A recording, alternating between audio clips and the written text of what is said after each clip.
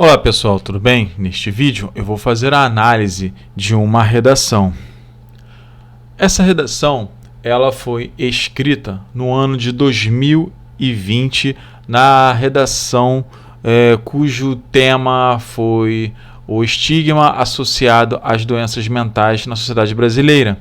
E quem escreveu essa redação foi o A.S. Fernandes e ele tirou 1000. Mas vamos analisar como que ele conseguiu chegar a esse 1000? Vamos analisar. Bom, a introdução ficou assim. Manuel de Barros, grande poeta pós-modernista, desenvolveu em suas obras uma teologia do traste, cuja principal característica reside em dar valor às situações frequentemente esquecidas ou ignoradas.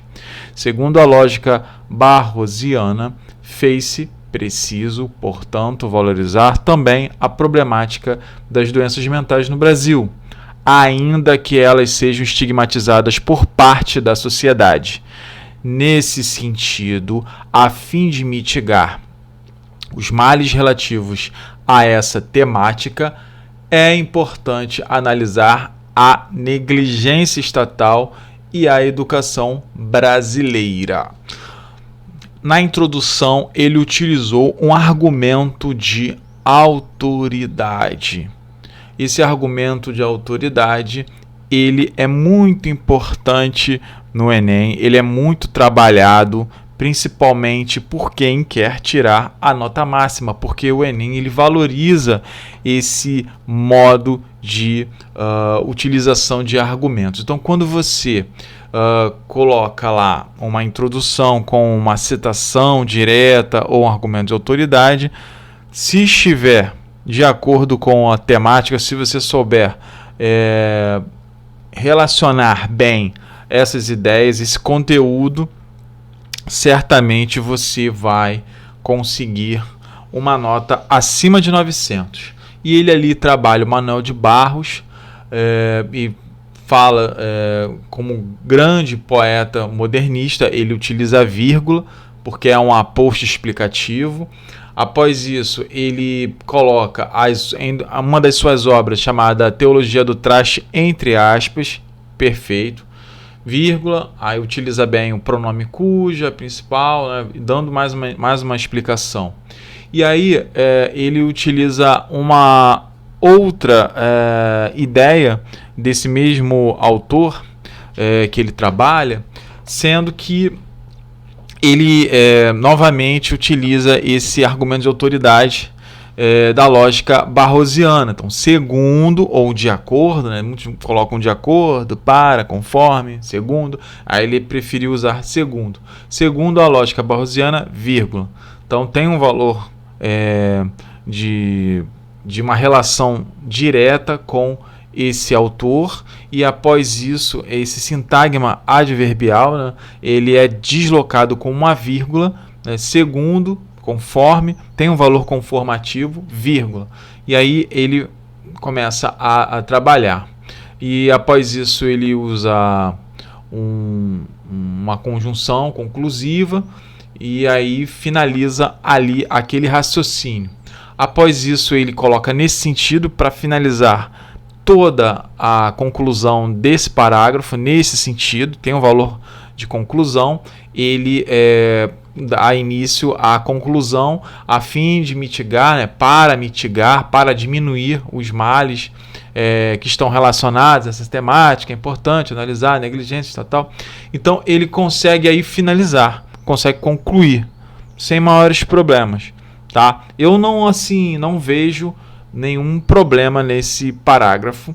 É claro que muitos alunos que vêm até mim têm dificuldade em trabalhar esse parágrafo de introdução com esse tópico frasal, que é uma citação.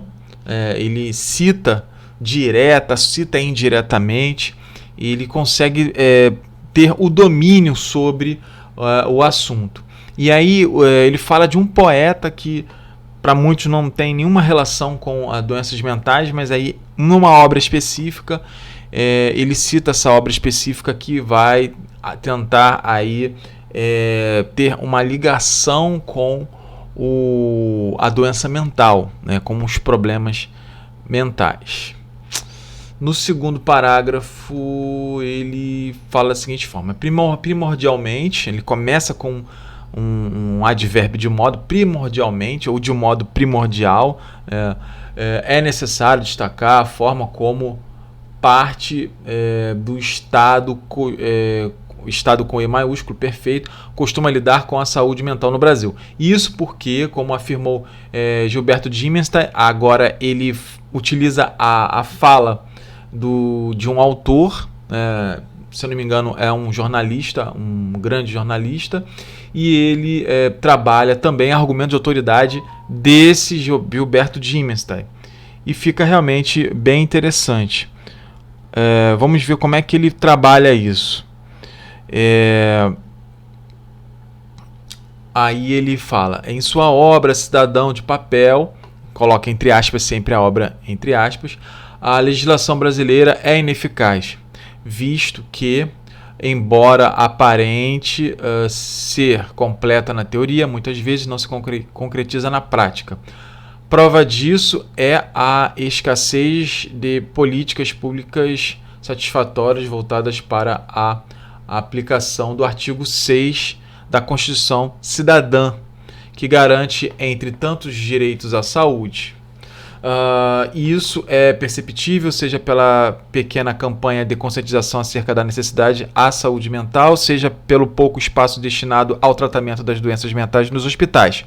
Assim, infere-se que nem mesmo o princípio jurídico foi capaz de garantir o combate ao estigma relacionado a doenças psíquicas. Então, ele utiliza também o argumento de autoridade do Gilberto Dimenstein, fala um pouco dessa obra, relaciona isso com a legislação vigente e termina ali. Aí agora novamente ele começa a trabalhar com a Constituição Cidadã, que é também um argumento de autoridade, não deixa de ser argumento de autoridade, uma interessante citação indireta, desenvolvendo, e após isso ele conclui: assim infere-se, ainda utiliza o inferir, que é uma ideia lógica de conclusão bem interessante e que deixa o texto mais inteligente, o texto com uma respiração melhor para o leitor, para o interlocutor, e isso facilita a fluidez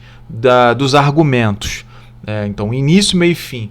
Introdução, desenvolvimento, conclusão na introdução, na apresentação, e no segundo parágrafo também, introdução, desenvolvimento, conclusão. Tudo direitinho, utilizando sempre estruturas padrões. Então, nesse terceiro parágrafo, outro sim, que é a mesma coisa que igualmente, ele não vai colocar igualmente duas vezes.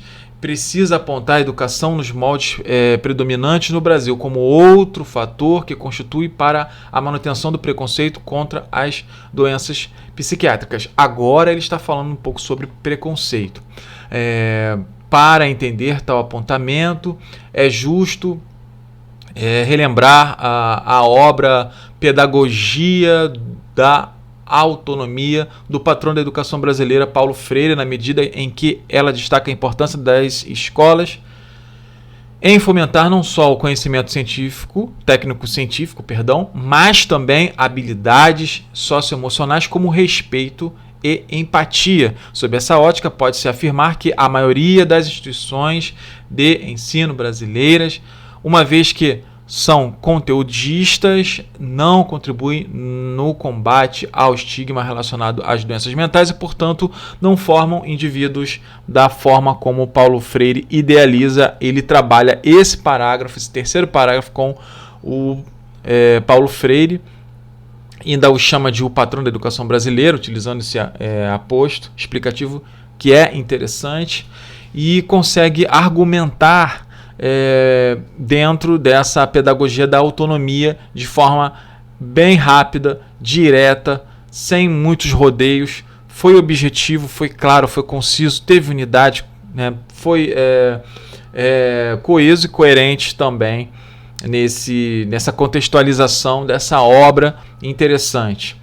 Conseguiu ser também descrever, conseguiu ser um excelente descritivista, trabalhou bem o argumento e soube trabalhar também esse argumento de autoridade desse autor, sabendo também relacionar esses sintagmas adverbiais que no início aparecem, sempre colocando a vírgula, e após isso conclui de maneira realmente incrível com esse portanto, portanto não formam indivíduos da forma como Freire idealiza. Então ele consegue também, com bastante fluidez, com uma narrativa bem rápida, bem direta, consegue convencer o leitor e fazendo aquilo que a banca do Enem sempre busca